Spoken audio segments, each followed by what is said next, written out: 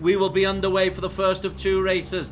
15 minutes worth. Naqib Aslan in the blue is off to a solid start. And behind him, Naqib. Oh gosh, Naqib could not want for a better start than that, Amo Hazik.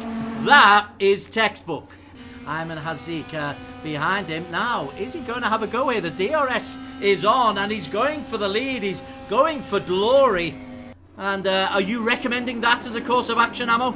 Well, in this case, because compared to Red Bull Ring, which was short, the Hockenheimring is just slightly longer, so getting into the lead this early might actually be beneficial. And the fact that he's trying to pull the gap away from Tasbi further behind, so Ayman Hazik is trying to make a beeline for it with Naqib. So if they both can work together to get away from Tasbi, the better.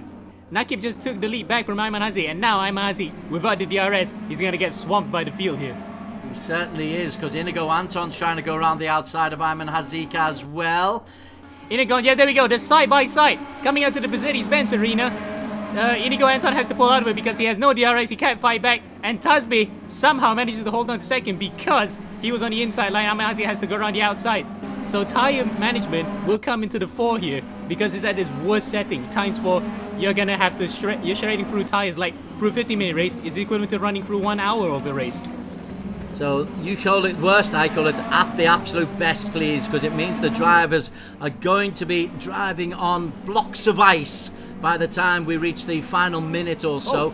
And that makes life very interesting. Look at that. Ayman Hazik has gone into the pits. Is that a tyre change? Surely not. Yes, it is. It is.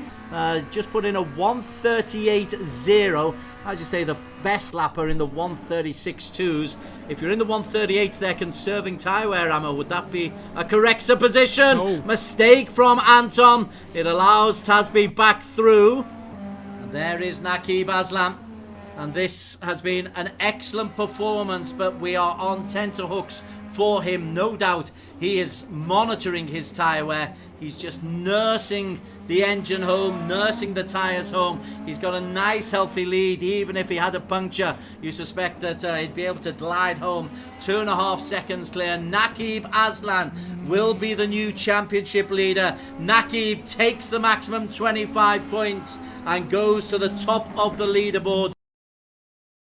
Will be Mohammed Khalif, Paul Faustino, Tadashi on P3, Ayman Hazik P4, James Russell 5. We are underway, and look at that. Tadashi has got off to a thunderous start, and Tadashi's taken James Russell with him. Tadashi into the first corner. Wow, there is the benefit of a poor race 1. It means you can get off to a flyer, Ayman Hazik, in race 2. And of course, he also had the benefit of knowing how to use the launch control and perfect clutch control to get off the line. Look at that. 7/10 up coming through turn 4 already.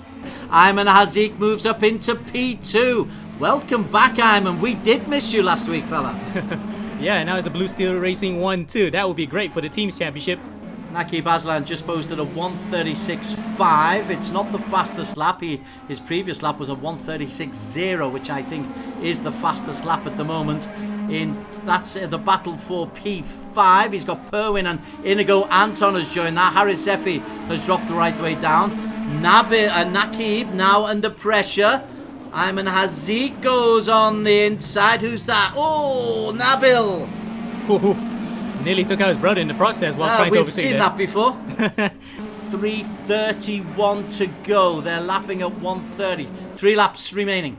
There are 3 laps remaining. So, has Naqib put too much into this? Does he trust his tyres? As he goes on the inside, Naqib is our new race leader, Amo Hazik. Oh, hang on. Ayman's hanging around the outside. Oh, he got pushed there a bit by Naqib. Naqib was a bit hard on Ayman there. He knew full well that he was on the outside. They were running side by side. So Ayman might not appreciate that one bit. But I think, suffice to say, that's actually quite hard but fair racing. And Naqib takes the lead there. A bit of a shock that Ayman Hakim has lost that lead because he has got the ability to dominate races from the front. On this time, he's just been drawn in by the racing competing behind him. Tasbi is the new race leader. To the right of your screen, there is Tasbi in P1 in the yellow. He's timed that one nicely. Oh, come on, these last 2 laps. Oh, you're going to be excited for this one, Des. This is the type of racing we come to see. 2.5 minutes left to go, and the front 6 are all within earshot. Any one of these guys could win if something dramatic were to happen to each other. So, right now, look at that. Cool and calm is Tasbe, unlike his profile picture where he's smiling for Team Flash in E1. He knows full well the job's not done yet. He might have taken the lead by virtue of Nakib making that mistake, but Nakib may actually make that mistake as his blessing because he has the comfort of DRS for the next lap. 2 laps to go, 2 laps to go, all on dodgy tyres as well. All we need is a bit of rain. Come on, race room, give us rain. Well, that will be some update maybe in the near future, but we'll just keep our fingers crossed for that one as Nakib goes onto the inside without DRS. That might be bad for Tasbe. If he loses the lead now, Nakib can just streak away. Nakib is around the outside, Tasbe on the inside. Tasbe doesn't do the same thing that Nakib does and hold it. And unfortunately for Tasbe, Nakib's gonna blast for around the outside. And look at that, Ayman Hakim as well on the inside through the parabolica, coming out to the hairpin. Tasbe there loses 2 positions by virtue of having no DRS. Okay then, Ayman Hakim's come round the outside and maybe holds the inside. You've then got this long straight down to 7 and onto the Mercedes right-hander, Nakib and Ayman Tadashi, and Inigo Anton. Oh, Tadashi! Was he pushed out? Nakib was just so strong. Nakib and Tadashi on the inside. What a thrilling battle. Wow, wait, he really had to be honest there. He just closed the door hard on Ayman, but I think that's quite fair because he already defended and committed to his line. Now that might pay off. Nakib will actually hold on to the win by sheer luck. Well, Nakib is there and we are on board with Nakib Aslan as they come into the final straight. A double for Nakib Aslan under the most immense pressure from Tadashi and Tasbe and Perwin and Anton, and James Russell has got himself up into P6. Oh, really?